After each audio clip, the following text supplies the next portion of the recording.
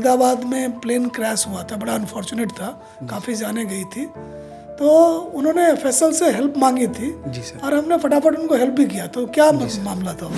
Sir जो Ahmedabad crash में bodies थी वो बियॉन्ड आइडेंटिफिकेशन थी फिजिकली, जी तो उनको आइडेंटिफाई करने के लिए केवल एक वे आउट था, वो है डीएनए टेक्नोलॉजी से हम उसको आइडेंटिफाई कर सकते हैं। एक ये जो साइबर की बात जब चली है तो देखेंगे कि मोबाइल फ़ोन कंप्यूटर का बहुत एवरेज क्राइम में भी और साइबर फ्रॉड वगैरह में भी काफ़ी इस्तेमाल होता है। तो हरियाणा देश के अग्रणी राज्यों में है जहाँ की लेबॉर्ट्री काफ़ी मानी जाती है, अच्छे स्केल पर काम कर रही है। तो उसके बारे में आप क्या कहेंगे? सर हरियाणा की ये साइबर फोरेंसिक लैब सर देश के सबसे उन्नत लैबों में से एक है सर। हमने बहुत सुना है कि वो मेक इन इंडिया जो मूवमेंट चली है सर कि भाई जो कटिंग एज टेक्नोलॉजी है वो हमारा इंडिजिनस कैपेसिटी बननी चाहिए। तो क्या फॉरेंसिक साइंस में भी कोई इससे एडवांसमेंट आया है? जी sir, make in India technology में सर इसके ऊपर फोरेंसिक्स में भी भारत सरकार भी इसके पीछे काफ़ी सहयोग कर रही है सर।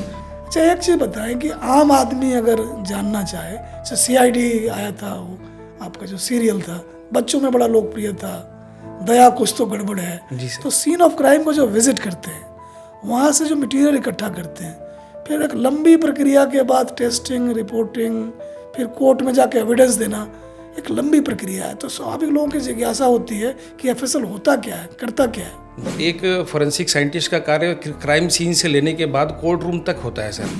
आप ये लोगों को कैसे आश्वस्त करेंगे कि एफएसएल की रिपोर्ट ट्रुथफुल है और जो रिपोर्टिंग अफसर है अनबायस्ड काम कर रहा है? सर तो ये आश्वासन आप कैसे देंगे लोगों को? पहली बात तो ये है सर कि जैसा कि हम बोलते हैं कि person can lie but evidences do not.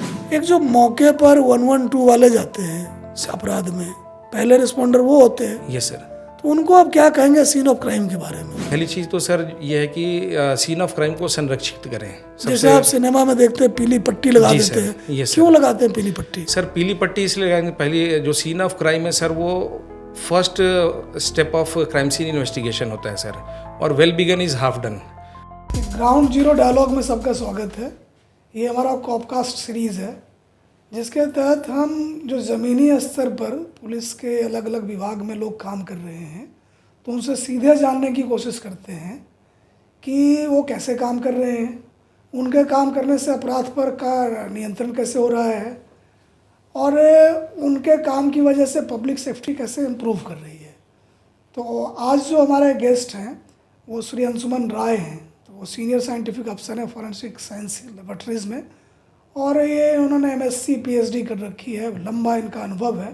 तो आज इनसे हम जानेंगे कि एफएसएल होता क्या है, इसकी भूमिका क्या है, इसके चैलेंजेस क्या क्या हैं और एफएसएल इसको डील कैसे कर रही है और अगले 1-2 साल में इनका क्या प्लान प्रोग्रेस है। तो अंशुमन जी आपका स्वागत है। धन्यवाद सर। एक हमने अखबार में पढ़ा था कि जो अहमदाबाद में प्लेन क्रैश हुआ था, बड़ा अनफॉर्चुनेट था, काफ़ी जाने गई थी, तो उन्होंने एफएसएल से हेल्प मांगी थी। जी सर। और हमने फटाफट उनको हेल्प भी किया। तो क्या मामला था वो? सर जब अहमदाबाद क्रैश हुआ था तो वो उसमें उनको कुछ किट्स की रिक्वायरमेंट थी जो जनरली हमारी इम्पोर्टेड किट्स। किस तरह का किट्स था? ये एक सर स्पेशल किट होती है पॉलीमरेज चेन रिएक्शन किट, जो एक स्टेज में यूज़ होती है डीएनए एनालिसिस के दौरान जी। और सर जो अहमदाबाद क्रैश में बॉडीज़ थी वो बियॉन्ड आइडेंटिफिकेशन थी फिजिकली जी। तो उनको आइडेंटिफाई करने के लिए केवल एक वे आउट था, वो है डीएनए टेक्नोलॉजी से हम उसको आइडेंटिफाई कर सकते हैं। जी। उसमें अलग अलग तरीके की किट्स होती हैं सर, तो उनमें एक किट जो थी उनके पास अवेलेबल नहीं थी और हमारे पास थी। तो किसी के थ्रू हमारे पास रिक्वेस्ट आई थी कि वो किट्स अगर आपके पास तो हैं उससे बड़ी मदद मिली फिर? हाँ सर, उससे बहुत मदद मिली। उनसे इन किट से डेफिनेटली बॉडीज़ को आइडेंटिफाई करने में उनको हेल्प मिली होगी। इससे 2 बातें साबित होती है ना, एक तो इंटर स्टेट कोऑर्डिनेशन बड़ा अच्छा है, हम एक दूसरे की हेल्प करते हैं। दूसरा हरियाणा जो है लगातार एडवांसमेंट में लगा रहता है। जी सर। खास करके डीएनए में, साइबर में। जी ये बड़ी अच्छी चीज़ है। एक ये जो साइबर की बात जब चली है तो देखेंगे कि मोबाइल फ़ोन कंप्यूटर का बहुत एवरेज क्राइम में भी और साइबर फ्रॉड वगैरह में भी काफ़ी इस्तेमाल होता है। तो हरियाणा देश के अग्रणी राज्यों में है जहाँ की लेबॉर्ट्री काफ़ी मानी जाती है, अच्छे स्केल पर काम कर रही है। तो उसके बारे में आप क्या कहेंगे? सर हरियाणा की इस ये साइबर फोरेंसिक लैब सर देश के सबसे उन्नत लैबों में से एक है सर। तो ये अचीव करने के लिए सर हमने 3 पॉइंट ऑफ व्यू से इसको अप्रोच किया था। पहला कि उसको हम टेक्नोलॉजिकली अपग्रेड करें, जितने भी लेटेस्ट एडवांस टूल्स हैं उनको हम अवेलेबल कराएं। दूसरी चीज़ है सर इंफ्रास्ट्रक्चर वाइज हम उसको इतना सशक्त बनाएं कि हमें इंफ्रास्ट्रक्चर कंस्ट्रेंट्स ना हो, जो भी हमारे पास हैं उनको हम एड्रेस कर सकें। तीसरी जो रिक्वायरमेंट है सर की जो मैन पावर है, ह्यूमन रिसोर्स जनरेशन, तो हम एडुकेटली ह्यूमन रिसोर्सेज सप्लाई करें, प्लस जो भी हमारा ह्यूमन रिसोर्स है, मैन पावर, जो भी हमारे साइंटिस्ट अवेलेबल हैं उनको हम बेस्ट ट्रेनिंग दें। तो इन तीनों पॉइंट ऑफ व्यू से सर हमारी हरियाणा की साइबर फोरेंसिक लैब ने रूटीनली एड्रेस किया, भविष्य को भी ध्यान में रखते हुए। जो हमारे बहुत अच्छी बात है। एक आपने जो इक्विपमेंट की बात की है, हमने बहुत सुना है कि वो मेक इन इंडिया जो मूवमेंट चली है सर कि भाई जो कटिंग एज टेक्नोलॉजी है वो हमारा इंडिजिनस कैपेसिटी बननी चाहिए। तो क्या फॉरेंसिक साइंस में भी कोई इससे एडवांसमेंट आया है? जी sir, make in India technology में सर इसके ऊपर फॉरेंसिक्स में भी भारत सरकार भी इसके पीछे काफ़ी सहयोग कर रही है सर। और मेक इन इंडिया टेक्नोलॉजी में कुछ साइबर टूल्स भी हमारे आए हुए हैं जो कॉमर्शियली भी हमारे लिए लोकल कंपनियां जो हैं, यस सर, अब वो बनाने में लग गई है। हाँ जी, जिसको हम फॉरेंसिक इक्विपमेंट की तरह यूज़ कर सकते हैं। जी सर। बहुत अच्छा। एक मैन पावर को लेकर आप देखें तो भर्तियों में काफ़ी लंबा समय लगता है, तो फिर आपने उस समस्या को कैसे डील किया? Sir generally man power recruitment process बहुत क्रूशियल होता है सर। और हम एफएसएल हरियाणा को देखते हुए और बाकी भी एफएसएल्स में वहाँ पे रिक्रूटमेंट्स नहीं हो पाती हैं। जी। इन रिक्रूटमेंट्स के जो भी ज़रूरत फ़ौरन है, ज़रूरत तुरंत है सर, तत्काल प्रभाव से, क्योंकि ये इनडायरेक्टली क्रिमिनल जस्टिस सिस्टम को अफेक्ट करती हैं। जी। तो हरियाणा ने sir day by day monitoring के हिसाब से जो भर्तियां हमारी पब्लिक सर्विस कमीशंस के थ्रू हो सकती हैं उनको स्पीडअप किया। डे बाय डे बेसिस पे उसको फॉलो अप कर रहे हैं सर। कुछ स्टाफ सिलेक्शन कमीशन के थ्रू आपने HKRN का, निक्सी का इस्तेमाल किया था? जी सर। और हमारे यहाँ हरियाणा कौशल रोजगार निगम के थ्रू हमने बहुत सारी भर्तियां की जो असिस्टिंग साइंटिफिक स्टाफ हैं। और निक्सी का भी हमने इस्तेमाल किया, जो मेरे ख्याल से देश में पहला प्रयोग होगा जो निक्सी के थ्रू हमने इसको रिक्रूट किया है। तो एक ये मार्गदर्शन के रूप में भी अदर एफएसएल्स के लिए कि हम किन किन रिसोर्सेज के थ्रू मैन पावर की कमी को जल्दी से जल्दी पूर्ण कर सकते हैं सर। जैसे कि अगर मान लिया जाए कि भर्तियों का प्रोसेस लंबा चल रहा है, तो इंटरमीडिएट पीरियड के लिए आप कॉन्ट्रैक्ट बेसिस पर निक्सी से हायर कर सकते हैं। जी सर। हमने वो प्रयोग किया और काफ़ी सफल रहा हो। जी सर। जी जी, बहुत अच्छा है। अच्छा, एक चीज़ बताएं कि आम आदमी अगर जानना चाहे, जैसे CID आया था, वो आपका जो सीरियल था बच्चों में बड़ा लोकप्रिय था, दया कुछ तो गड़बड़ है। जी सर। तो सीन ऑफ क्राइम को जो विजिट करते हैं, वहाँ से जो मटेरियल इकट्ठा करते हैं, फिर एक लंबी प्रक्रिया के बाद टेस्टिंग, रिपोर्टिंग, फिर कोर्ट में जाके एविडेंस देना, एक लंबी प्रक्रिया है। तो स्वाभाविक लोगों की जिज्ञासा होती है कि एफएसएल होता क्या है, करता क्या है? जी सर। जी सर, एफएसएल जो जैसा कि हम जानते हैं कि जो आम जनमानस में है कि एफएसएल का कोई भी एक्सपर्ट जाता है और तुरंत क्राइम सीन पे जाके हल कर देता है क्राइम को। But beyond the banner sir अगर हम देखें तो एक फॉरेंसिक साइंटिस्ट का कार्य क्राइम सीन से लेने के बाद कोर्ट रूम तक होता है सर।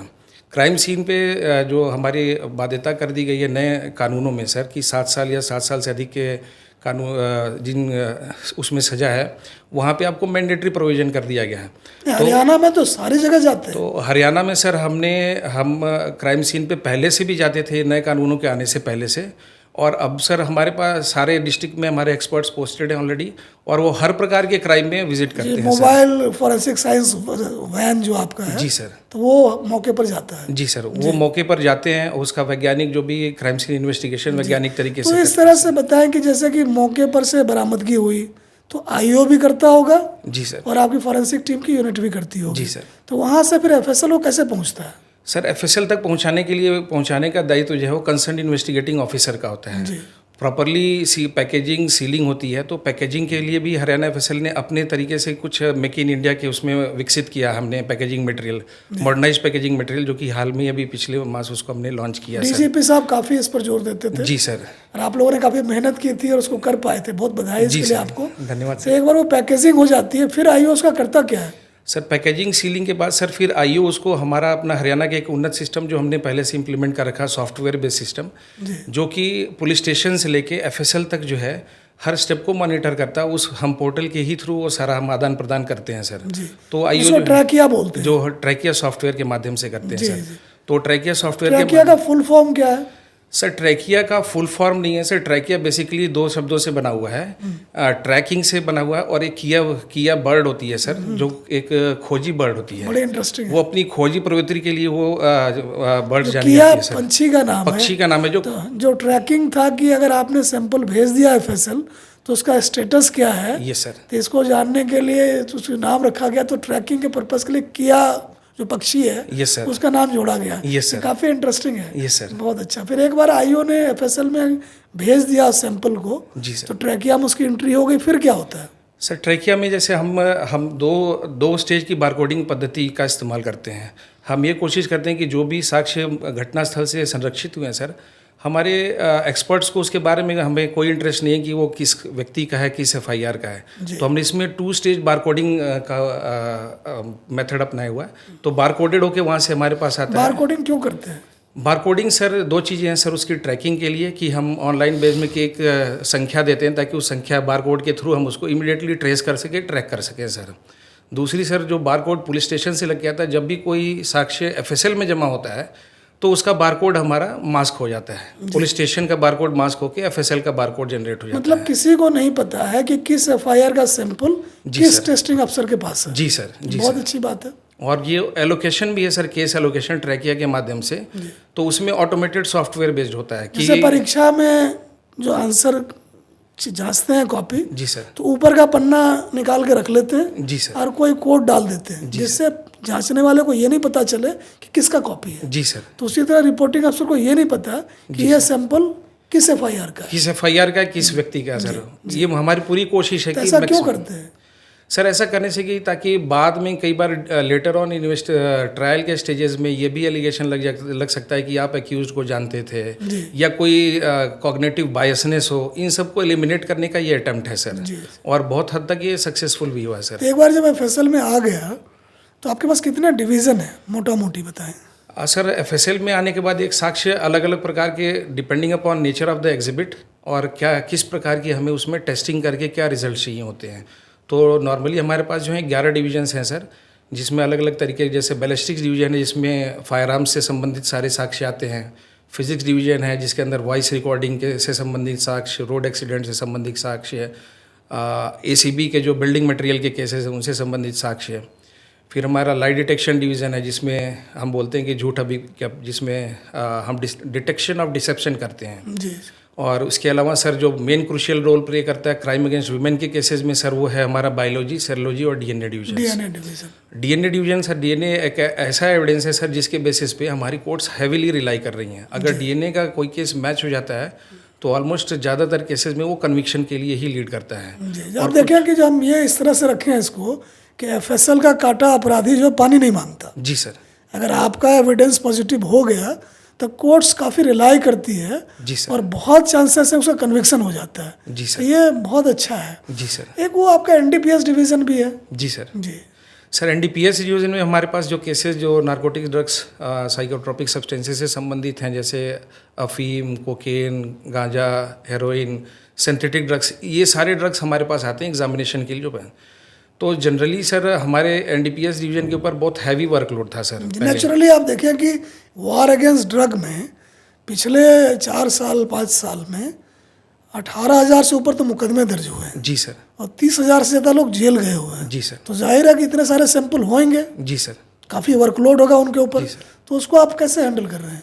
सर अभी पहले तो हमारी स्थिति थोड़ी नाजुक थी क्योंकि हमारे पास हैवी वर्कलोड था, पेंडेंसी था, स्टाफ की कमी थी। बट पिछले 1 वर्षों में हमने सर इस पे काफ़ी काम किया है और अभी हमारी हरियाणा एफएसएल की स्थिति काफ़ी सुधर चुकी है सर। अब 2 से 3 वीक के बीच में, सप्ताह के बीच में हम रिपोर्ट देने में सक्षम हो गए हैं। हाँ, सुप्रीम कोर्ट भी कहती है कि कोई भी सैंपल हो तो 2 से 4 वीक के बीच में रिपोर्ट हो जाना चाहिए। जी सर। एक तो है कि जांच ठीक से हो, दूसरा कि रिपोर्ट टाइम पर मिल जाए, जिससे कि बेल और ट्रायल का जो मसला है वो कोर्ट में डील हो सके, वो रिपोर्ट ना जाने की वजह से वो नहीं अटके। जी सर।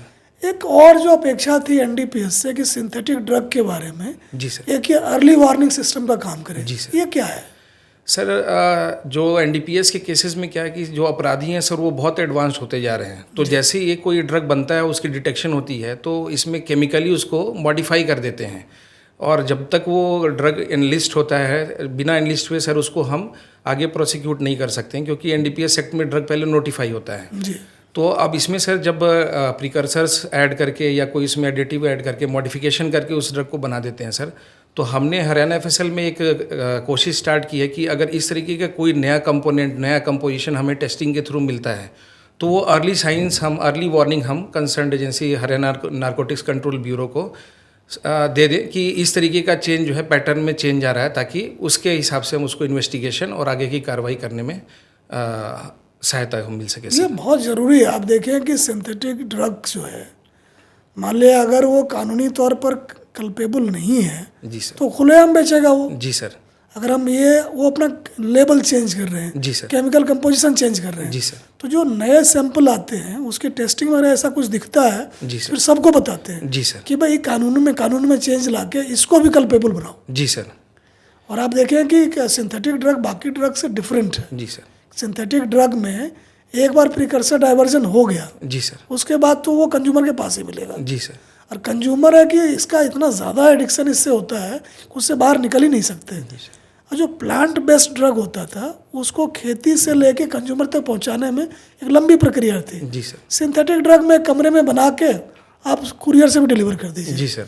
तो इसमें जो आप प्रयास कर रहे हैं वो काफ़ी प्रशंसा के योग्य है, आपको इस बात की बधाई हो। Thank you sir. आप ये बताएं मुझे कि पिछले 1 साल में अगर हम कहें कि कोई आपने 2-3 बड़ा एफएसएल में चेंज लेके आए जिसकी वजह से हम जो बढ़ता जो क्वांटिटी है उसको हम हैंडल करने में सक्षम हुए, तो उसमें भर्तियाँ कितनी हुई, मोटा मोटी इक्विपमेंट कितने के खरीदे गए, तो एक आइडिया सबको लगेगा कि हम कितना सीरियस हैं इस बात के ऊपर।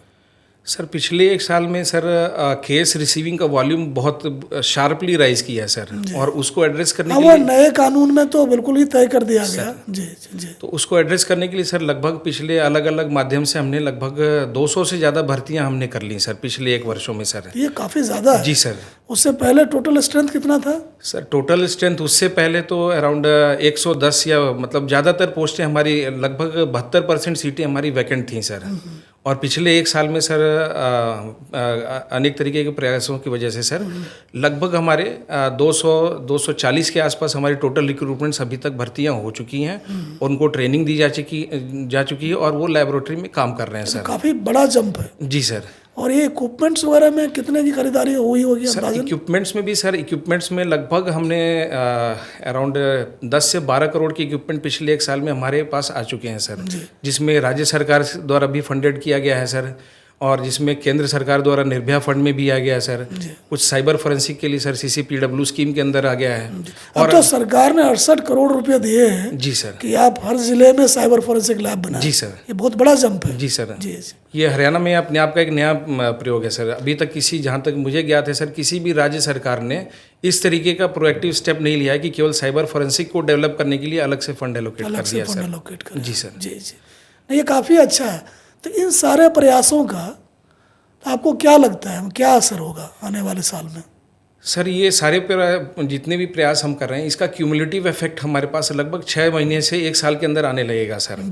इससे सर हमें जो मेन बेनिफिट होगा सर, हम qualitative reports with in time frame हम दे सकेंगे। जो नए कानूनों की रिक्वायरमेंट है सर, तो हमारी ये कोशिश है कि हम विद इन 1 मंथ जो भी कोई हमारे पास साक्ष्य जमा हो रहे हैं सर, उसको हम 1 महीने के अंदर उसकी रिपोर्ट्स को हम दे दें। तो ये जल्दी रिपोर्ट्स देने के कारण सर फिर ट्रायल भी नहीं डिले होगा, और दूसरी चीज़ सर हमारी गुणवत्ता भी बरकरार रहेगी, और हमारे ऊपर वर्क प्रेशर नहीं होगा। तो हम उन साक्ष्यों पे कोई अगर क्रिटिकल केस आ गया तो उसके ऊपर हम और टाइम R&D करके उसको हम और अच्छे तरीके से करके भेज सकते हैं। तो अगले आने वाले सर लगभग 6 महीने से 1 साल के बीच में क्वालिटेटिवली और क्वांटिटेटिवली दोनों तरीके से हम ऐसे एविडेंसेस, ऐसे फोरेंसिक रिपोर्ट्स देने में सक्षम होंगे 1 महीने के अंदर, जो कन्विक्शन के लिए प्रोसिक्यूशन को या कोर्ट्स में या इन्वेस्टिगेशन में बहुत ज़्यादा हेल्पफुल होंगे सर। ये तो बहुत ही बड़ा लैंडमार्क होगा, क्योंकि आप जिधर ही जाएं, IO से पूछें, कोर्ट में आप जाएं, प्रोसिक्यूशन डिपार्टमेंट में जाएं, हर जगह की FSL report pending, FSL report pending. जी सर। तो अगर उसको हम बदल पाएँ तो ये तो बहुत बड़ी उपलब्धि होगी। जी सर, ये लगभग 1 साल में हम इस टारगेट को अचीव करने का हमने टारगेट रखा हुआ है सर। और जो अभी हमारा सिचुएशन चला, जो हमने एक्शंस ले रखे हैं, recruitment, infrastructure upgradation, equipment upgradation, तो हम श्योर हैं कि हम 1 साल के अंदर इस टारगेट को अचीव कर लेंगे सर। अच्छा, आप सोचें कि यूनिवर्सिटी के जो ग्रेजुएट्स हैं या पोस्ट ग्रेजुएट हैं, तो वो अगर इंटर्नशिप करना चाहें साइबर फोरेंसिक लैब में सर या एफएसएल में, तो कैसे करें? सर इंटर्नशिप जो हमारे फील्ड में पोस्ट ग्रेजुएट स्टूडेंट्स हैं, और पहले फॉरेंसिक साइंस के करिकुलम्स कम जगह थे, लेकिन नेशनल फॉरेंसिक साइंसेज यूनिवर्सिटी के स्थापना के बाद और भी यूनिवर्सिटीज़ में फॉरेंसिक साइंस का काफ़ी क्रेज़ बढ़ा है सर, और इंटर्न्स हमारे पास आने शुरू हो गए हैं सर।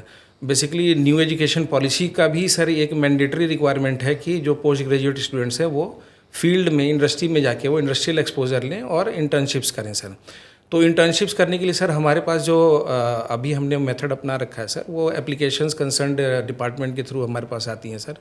उसके बाद उस स्क्रूटनी करने के बाद हम उनको जैसी रिक्वायरमेंट है और number of availability of seats, ताकि हमारा वर्क भी ना सफ़र करे और हम उन बिना किसी चीज़ से कॉम्प्रोमाइज़ किए हम उनको ट्रेन कर सकें, ताकि वो भविष्य के फॉरेंसिक एक्सपर्ट्स हैं और उनको हम आगे यूटिलाइज कर सकें सर। आप ये लोगों को कैसे आश्वस्त करेंगे कि एफएसएल की रिपोर्ट ट्रुथफुल है और जो रिपोर्टिंग अफसर है अनबायस्ड काम कर रहा है सर? तो ये आश्वासन आप कैसे देंगे लोगों को? सर एफएसएल की रिपोर्ट्स ट्रूथफुल हम इस बात पे कर सकते हैं। पहली बात तो ये है सर कि जैसा कि हम बोलते हैं कि person can lie but evidences do not.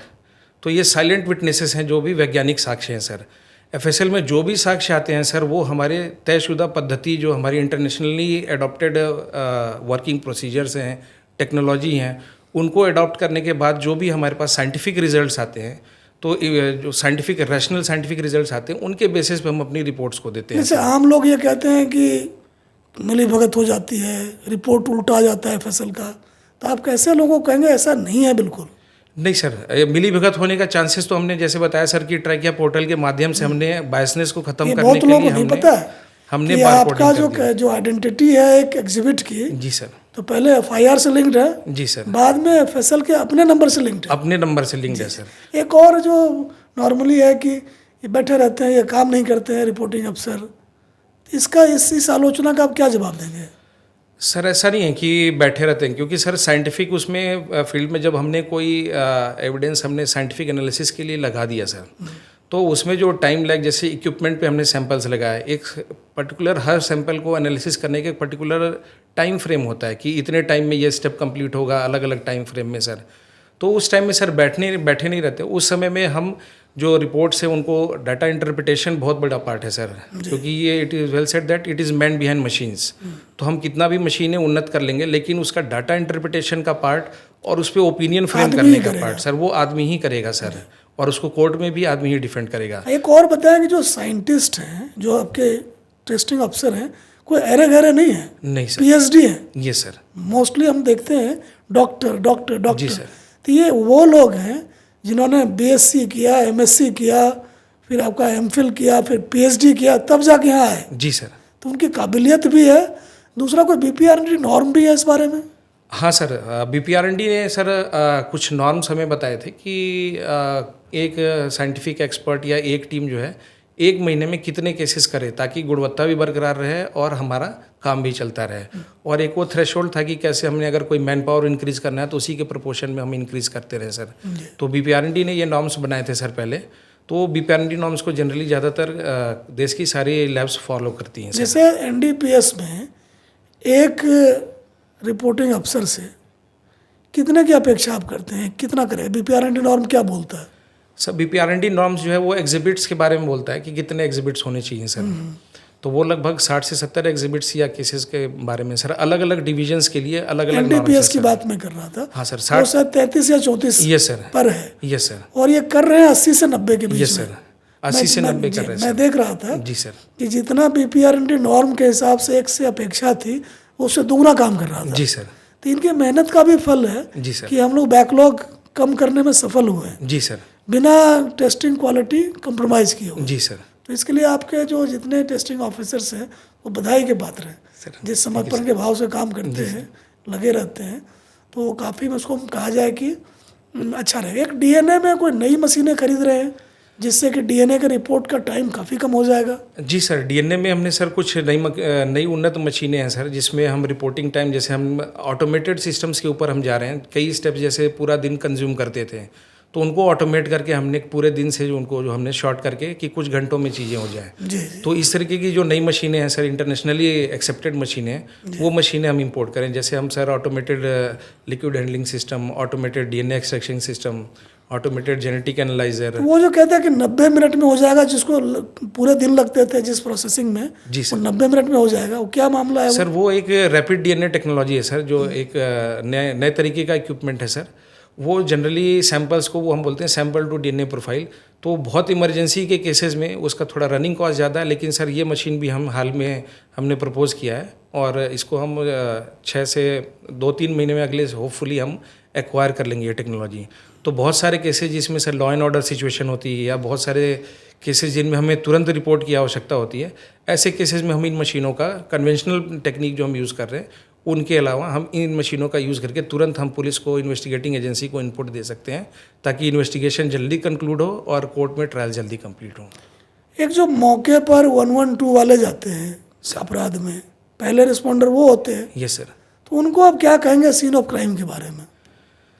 Sir जो 112 पे मौके पे जाते हैं रिस्पॉन्डर्स, क्योंकि फर्स्ट रिस्पॉन्डर्स वही होते हैं सर, तो पहली चीज़ तो सर ये है कि सीन ऑफ क्राइम को संरक्षित करें। जैसे आप सिनेमा में देखते हैं पीली पट्टी लगा जी देते सर, हैं, यस क्यों लगाते हैं पीली पट्टी? सर पीली पट्टी इसलिए लगाएंगे, पहली जो सीन ऑफ क्राइम है सर, वो first step of crime scene investigation होता है सर, और well begun is half done.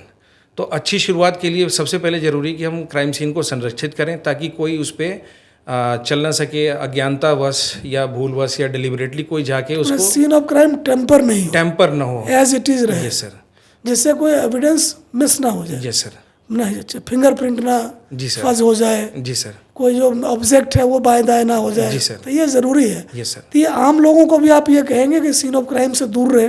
Ji sir, आम लोगों के लिए भी यही संदेश है कि कोई भी अगर घटना घटित होती है, तो सबसे पहली चीज़ है कि आप क्राइम सीन पे किसी भी चीज़ को, वस्तु को छेड़खानी ना करें। लेकिन वो पहली प्राथमिकता तो जान बचानी है। हाँ ये सर, जान बचाने की पहली प्राथमिकता। अगर उसके बाद जो सीन ऑफ क्राइम है, यस सर, उसमें कोई दखलंदाजी, कोई अननेसेसरी मूवमेंट नहीं होनी चाहिए सर। ये एक जो आईओ को आप क्या कहेंगे, बाद में जो केस भेजते हैं आपके पास, तो उनको आप क्या कहेंगे जिससे आपके काम में सुविधा होगी? सर आईओज़ को सबसे इम्पॉर्टेंट मैसेज ये है कि आईओज़ जो है वो सैंपल्स का प्रिजर्वेशन ठीक तरीके से करवा के भेजें, जिसके लिए हमारी मोबाइल फॉरेंसिक टीम्स हर ज़िले में ऑलरेडी हैं। फिर टाइमली उसको डिपॉजिट करें, सारी चीज़ें दस्तावेजित करें। डॉक्यूमेंटेशन सर बहुत स्ट्रांग होना चाहिए, क्योंकि चेन ऑफ कस्टडी हमारे लिए बहुत ज़रूरी है सर। कोई भी एक स्टेप में अगर चेन ऑफ कस्टडी क्या है जो आपने कहा अभी? सर चेन ऑफ कस्टडी कोई भी साक्ष्य जब क्राइम सीन से या किसी भी स्थान से जब वो लेने के बाद एफएसएल तक एग्जामिन होता है, और एग्जामिन होने के बाद तक जब वापस कोर्ट रूम में पहुंचता है सर उसके लिए पुष्टि के लिए, तो इस दौरान जो है हर स्टेप का कि किसी भी स्टेप पे हमारे साक्ष्य के साथ छेड़खानी, टैंपरिंग नहीं हुई है, उसको इस्टेब्लिश करने के लिए अलग अलग मैकेनिज़्म हैं। जैसे सीलिंग है, अप्रोप्रिएट सील्ड है, टैंपरिंग नहीं हो रही उसकी, पैकेजिंग है, प्लस हर स्टेप पे जहाँ पे भी साक्ष्य का हस्तांतरण हो रहा है, जैसे आईओ ने अपने मालखाने में दिया, फिर मालखाने ने किसी मैसेंजर को दिया, मैसेंजर ने एफएसएल में जमा कराया, एफएसएल ने जो है कंसर्न जो भी एग्जामिनेशन ऑफिसर उसके पास गया, फिर कंसर्न एग्जामिनेशन ऑफिसर ने उसको केस को एग्जामिनेशन करने के लिए खोला, फिर एग्जामिन करके उसने वापस कर दिया। तो ये पूरी एक सीक्वेंस ऑफ इवेंट्स होते हैं सर। ये सीक्वेंस ऑफ इवेंट्स जो है ये पूरी चेन ऑफ कस्टडी है कि कैसे किसी साक्ष्य का ट्रांसफ़र एक प्लेस से अलग हो रहा है, और हमें ये इस्टेब्लिश करना पड़ता है कि किसी भी ट्रांसफ़र के दौरान उस साक्ष्य के साथ टैंपरिंग या छेड़खानी नहीं हुई है सर। जी, एक जो पैकेजिंग मटेरियल आपने बनाया है सर, जिससे कि जैसे कि पहले होता था कि विसरा का जो सैंपल है सर, वो भी फ्रिज में है, आईओ का खाना भी फ्रिज में है, जी सर। एक बड़ा विभत्स स्थिति थी। Yes sir. तो हमने उसको डील किया है सर। तो वो कैसे किया, हमने क्या उसमें किया आपने?